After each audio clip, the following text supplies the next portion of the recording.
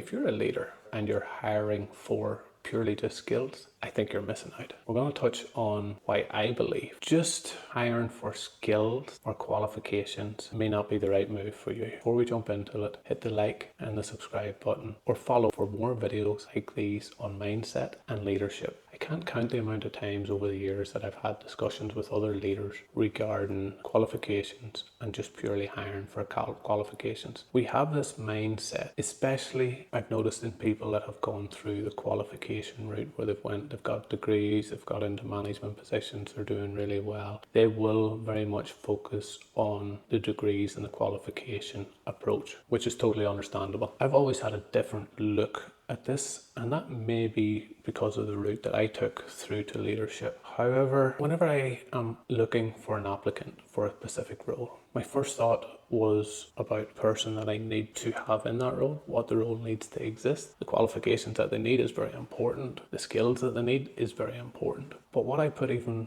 higher than any of them is the attitude of the person, the mindset of the person going into them roles. Now hear me out. Over the years, I have seen a lot of qualified people that were very poor at their job. I've seen a lot of unqualified people that were very poor at their job. The thing that I've always seen with people that were good at their job, whether they had the qualification or whether they didn't, was their attitude, their outlook on life, how they approached situations, how they approached people, how they dealt with people, how they managed people, how they got the best out of people. And for me, that can be linked into their attitude to connect with people, their attitude to learn, grow, develop, their attitude to be the best, their attitude to get the most out of life, their attitude towards X, Y, and Z. Their attitude for me was the most important aspect. Now, if I get a CV on my desk, can I tell what that person's attitude's like? Maybe somebody has went and paid $200 to get a CV written professionally and it looks perfect. Maybe that CV has terrible spelling and grammar on it. But again, neither of them CVs tell me about their attitude of that person. So for me, if the key thing to their success is their attitude and we can't tell it from the CV, my approach around it was if somebody applied for a job, it showed an interest. So where I could and where time allowed, and I would always encourage the HR department that I was working with to ring and contact the person based on their history. That would probably be the one thing that I looked in a CV. If they'd no history that related to the job that I was going to do, if it was one of the jobs where you needed experience, then I would probably consider that in the CVs. But if they have the history as a starting point, then let's ring, talk, and get a feeling for the person to see whether or not we want to decide to interview. Now, another mistake that I see a lot of people making is it's just bums on seats. I need a person, let's just get a person in and let's get this moving on. If we're thinking about the big picture and we're thinking about culture and how important people are to the business, and I have a firm belief that people are the key to the success of any business until we're all replaced with AI, of course.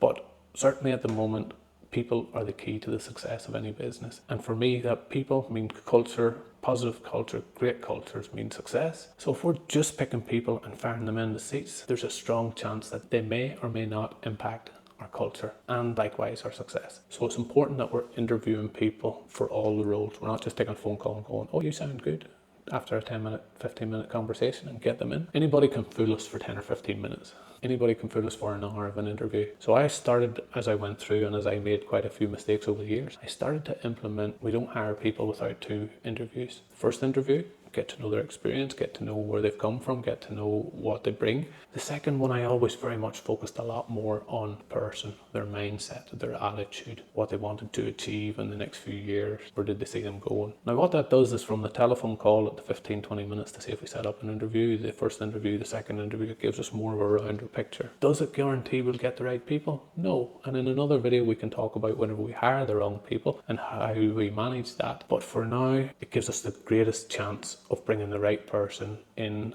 with the right attitude that's going to impact the culture in a positive way that's going to lead to the greater chance of success. So what's a few things that I would look for whenever it comes to attitude? Open mindset versus closed mindset, how they interact, how they feel. The like of shyness, confidence, things like that doesn't really come into consideration too much for me, because I know that with working with them as a leader and building that confidence and growing people, we can change that. But certainly more around their willingness to develop, their attitude to how they respond to challenges. Do they see it as a problem? Do they see it as a challenge? Things like that I'm trying to find a lot more to.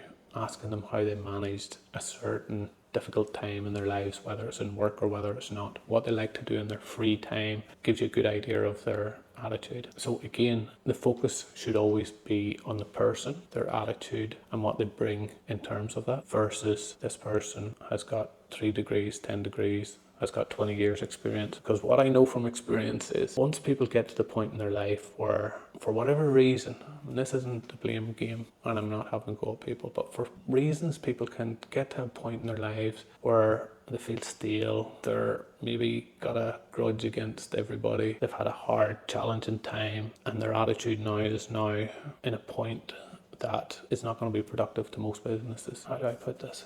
Well, it's a challenge for that person to be in that position. It's not the right thing for your business. Now, if that person is out there and they've gone through that and they think, you know what, maybe my attitude's a bit rough. I seem to have had problems in the last couple of jobs that I've had, or for the last years, people are pointing fingers at me.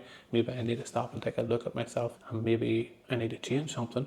Now that shows a change in their attitude, that shows a willingness in their attitude, and they can change that so that they're not stuck there forever. So I don't believe that just because you're in a troublesome spot, that's where you have to stay. So that's a whole different conversation. But for you as an employer hiring people into the business, yes, qualifications are very important. Yes, experience is very important, but it's not the be and end all. The right person with the right attitude, the willingness to learn, the willingness to grow, the willingness to work hard, the willingness to connect with people, the willingness to contribute to a safe and a positive culture, they're the key things that you want to be having whenever you're employing people.